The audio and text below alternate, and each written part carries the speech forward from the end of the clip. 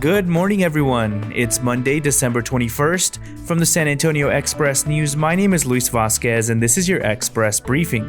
All of the stories you need to know to start your day. You can expect mostly sunny skies with a high of 71 degrees in San Antonio today.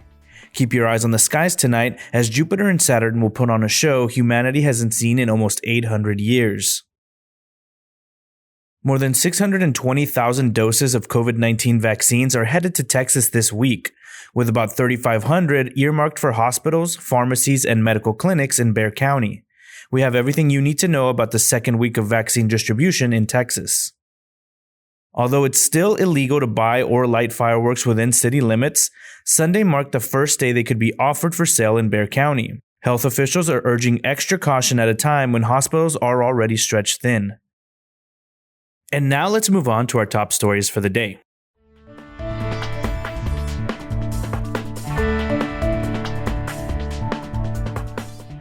Earlier this month, thousands of rocket chasers and curious observers converged on South Padre Island to watch SpaceX test its Starship prototype SN8, hinting at what could come as the company continues to grow in South Texas. Unlike its big brother, Space Mecca Kennedy Space Center in Florida or Johnson Space Center in Houston, SpaceX bare-bone facilities don't include a visitor center, souvenir shop, or snack bar. There isn't even a public restroom. Still, a mix of locals and out-of-towners gathered to watch SN8 blast off and explode on landing. Brandon Lingle talked to some devoted fans of SpaceX and spaceflight for his latest story in collaboration with Report for America.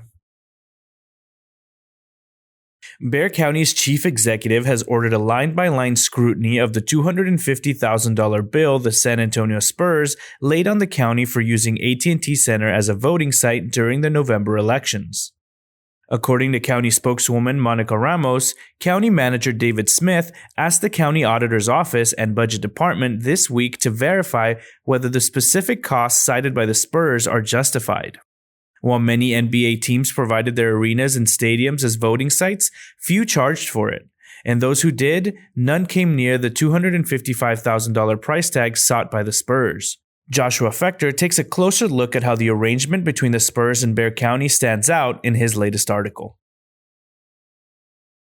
The problems of high turnover and overtime have plagued the Bexar County Jail for more than a decade, but officials say concerns have reached a critical mass in the wake of a state crackdown on jail standards and staffing challenges posed by the pandemic. Finding a solution to those problems will be one of the major issues facing the two new county commissioners at their first meeting in January. The jail, which typically houses about 4,000 inmates, from homeless people charged with misdemeanors to convicted killers awaiting transfer to state prisons, has been hit with a double whammy. Scott Huddleston explains why in his latest article. There's second-guessing going on within the Texas Democratic Party, the members of which received every advantage they hoped for in 2020. Enough campaign cash to keep pace with a well-funded GOP, a polarizing candidate at the top of the Republican ticket, and historically high voter turnout, but still gained virtually nothing. The early diagnosis, a national push to avoid in-person campaigning because of the pandemic, was ruinous. Early polls were skewed against conservatives. Republicans effectively characterized calls to defund the police as a threat to public safety. And the party's message did not connect with voters worried about recovering from the economic hurt inflicted by the COVID-19 pandemic. Head over to expressnews.com to read more about the internal discord and the outlook for 2022.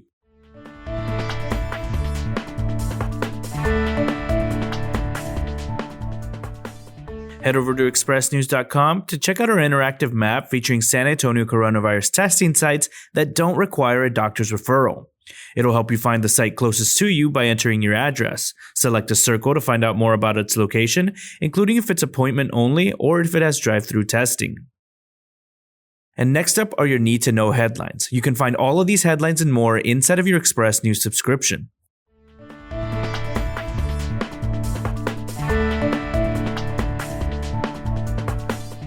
San Antonio's hospitals continued on a dangerous trajectory on Sunday as officials reported the second highest number of hospitalizations in a 24-hour span since the pandemic began. With 111 new admissions, area hospitals are now treating 866 patients with COVID-19. H-E-B customers are now able to use their SNAP EBT accounts to pay for food on curbside and delivery orders. Head over to expressnews.com to find out how to use the service. Despite the turmoil caused by the pandemic, the National Retail Federation forecasts that sales will rise between 3.6 and 5.2% in November and December, compared with the same period in 2019, totaling as much as $766.7 billion. Local leaders will meet Monday with a Pentagon site selection team that within weeks is expected to recommend either San Antonio or one of 5 other cities as the new home of U.S. Space Command. Under gray skies on Friday, cheerful volunteers and officials gathered at the Greenies Urban Farm in the heart of the East Side to help distribute nearly a ton of fresh veggies to those who don't always get enough to eat. The Spurs face a Monday deadline to reach a contract extension with guard Derek White, who will otherwise become a restricted free agent after the season. The San Antonio area unemployment rate bumped up in November as the coronavirus surged and economy struggled to find solid footing. The metro area's unemployment rate hit 7.8% in November, up from 6.6% in October. Republican Texas Senator Ted Cruz blasted a CDC advisory urging those vaccinated for COVID-19 to avoid travel and continue wearing masks. Over at expressnews.com, we have the PolitiFact Texas fact-checked on his tweet. Alan West, chairman of the Texas Republican Party, says he doesn't understand why people thought he was calling for secession. The Express News editorial board writes in their latest editorial, quote, "Hey, Alan West, that sure sounded like a call for secession. If it's on the radio, it must be true, right? If a friend recommends a broker, they must be above board. Nope, the Texas State Securities Board investigators stay plenty busy, and too many Texans lose their money to fraudsters." Chris Tomlinson looks at some recent examples in his latest column.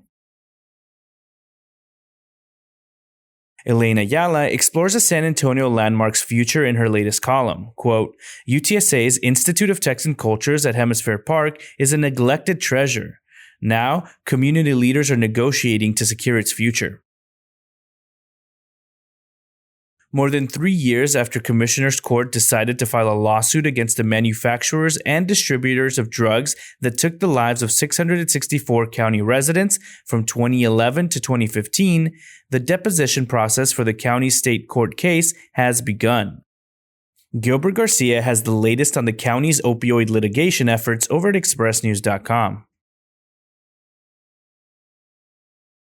Sports columnist Mike Finger writes, quote, "Chances are the Spurs season that begins Wednesday will require different yardsticks and maybe even a completely revamped notion of what constitutes advancement." Check out his full column over at expressnews.com.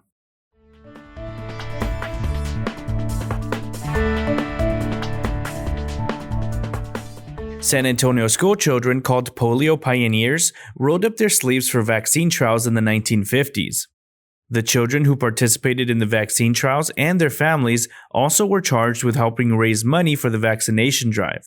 The March of Dimes organized a fundraising for the nationwide effort. Read the latest San Antonio history column for more on this story.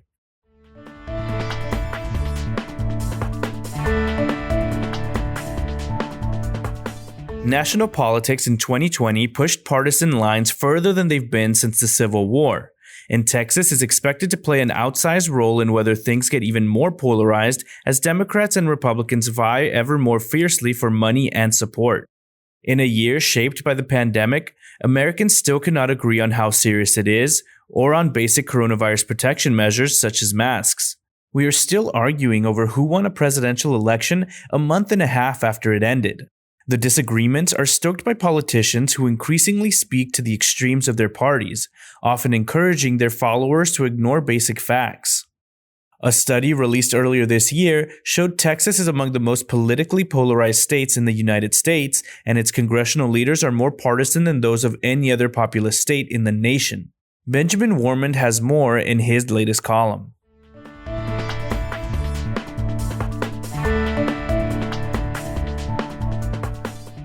Turns out, Santa's reindeers have a lot of non-magical relatives, but they're special too. As San Antonio prepares for the Christmas Eve reindeer visit, we highlight regular reindeer, some of which have real red noses. With dough and bona fides straight from New York City, this pizzeria brings big city flavor from downtown San Antonio. Check out our 52 Weeks of Pizza review of Goodfellas' famous New York pizza. Canelo Alvarez remained unbeaten in the Alamodome, but neither of his wins there likely will ever make anyone's highlight tape. We have everything you need to know about Saturday's bout with Callum Smith over at expressnews.com. Number 20 Texas and Colorado were selected Sunday to compete in the Valero Alamo Bowl on December 29th at the Alamodome. It's the Longhorns' second straight trip to the bowl. San Antonio built and opened a cricket field in Monterey Park after years of pushing from local cricket players and fans. Yes, there are quite a few of them, enough for league play. And that's all for today. This was your Express briefing for Monday, December 21st. My name is Luis Vasquez. Please consider becoming an Express News subscriber to get in-depth coverage on all the stories you heard today. Also, be sure to rate and review this podcast inside of your Apple Podcast app, as it really helps the show. Have a wonderful day, everyone.